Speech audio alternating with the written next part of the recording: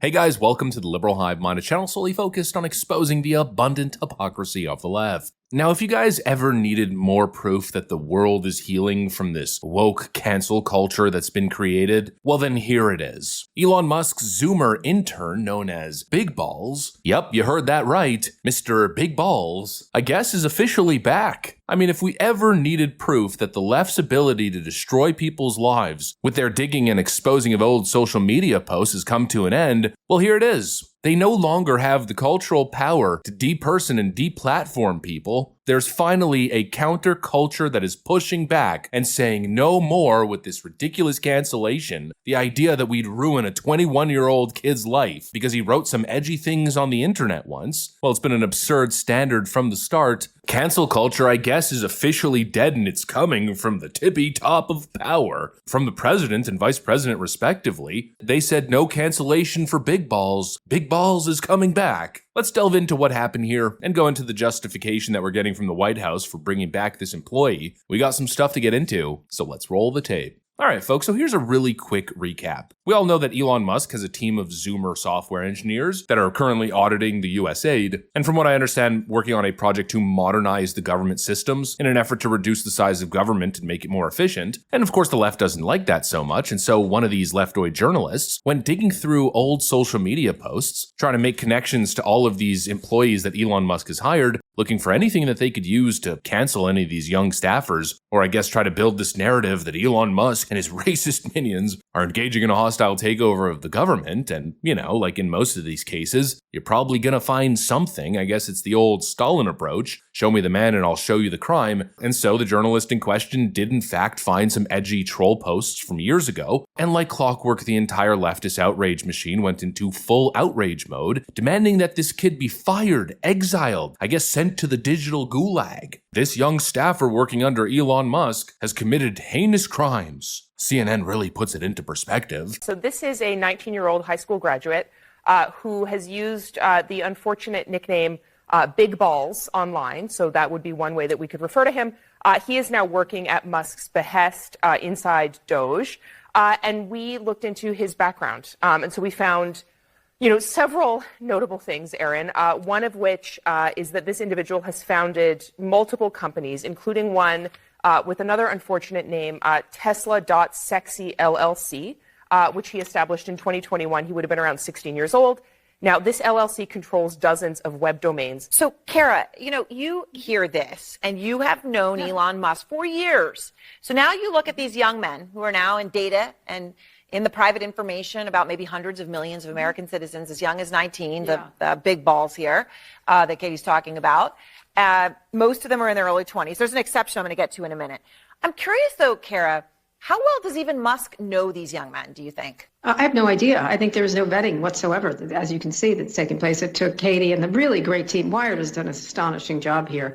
I could make a joke that's probably why he was hired for all this ridiculous nonsense and other nefarious things. But, there's an expression in technology. It's a feature, not a bug. Do I even really need to say it? It's such obvious manufactured outrage. She kept using the word unfortunate. Oh, a very unfortunate name. Have these people ever been on the internet before? He called himself Big Balls and incorporated a company called Tesla.Sexy LLC. Who freaking cares? Why is this news? Oh, and of course he had an edgy opinion about immigration policy. The kid's what, like 21? We're really supposed to collectively get together to try to destroy this kid's life? It's unbelievable, and they want to paint it as if it's this righteous effort that we must undertake because his actions were just so unacceptable, but beneath the surface what's really going on is actually obvious. They went digging for this. At the core of all of it was politics. And how do I know that? Well, because the journalist who actually doxed Mr. Big Balls is a former US aid employee. I mean, talk about a conflict of interest. Look at this. This is the journalist in question, Catherine Long, a real estate reporter at the Seattle Times, who had been working for the federal government managing US aid projects in Central Asia. Oh, well, would you look at that? Isn't that interesting? I guess we just gotta follow these people's lead and destroy a young kid's life, a kid who's got a developing brain, whose politics are probably evolving, definitely evolving, who still clearly lacks life experience. We're talking about a kid who hasn't even fully developed We're supposed to demonize and destroy this person's life because this journalist with a conflict of interest said so, as I guess the standard is, making mistakes or saying things that the left disagrees with or offends them should somehow have you purged from adult existence. It's pathetic. And here's the thing, we're not playing this game anymore. Initially, Vice President J.D. Vance comes out swinging, calling out this pathetic attempt at cancel culture, and his response frankly was perfect. Take a look at this tweet. Elon Musk released a poll that says, bring back the DOGE staffer who made inappropriate statements via a now deleted pseudonym. 78% of respondents said yes. And actually, if you scroll down immediately, you see how this is actually a healthy discussion. This is the way that we should deal with this sort of thing. S.E. Robinson Jr. writes, Big Balls deserves a second chance. Seriously though, have to talk about the racist stuff, it's not cool. And Elon Musk responds, true. You know, it's like I've said forever, if we really want unity, if we want people to come together, we have to be able to bring people in and bring people together and talk about these things rather than just alienate people.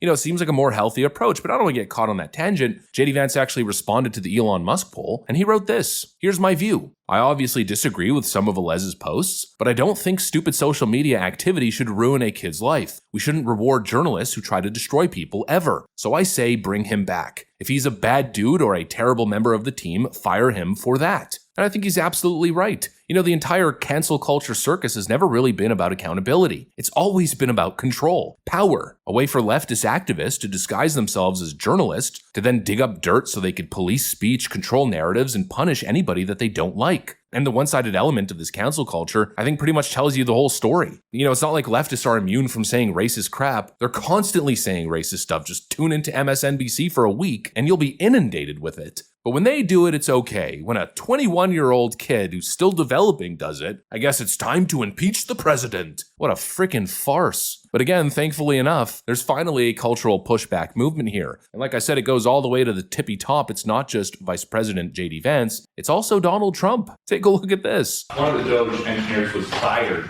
for some inappropriate posts. The vice president says, bring him back. What do you say? Well, I don't know about the particular thing, but if the vice president said that, did you say that? I'm with the vice president.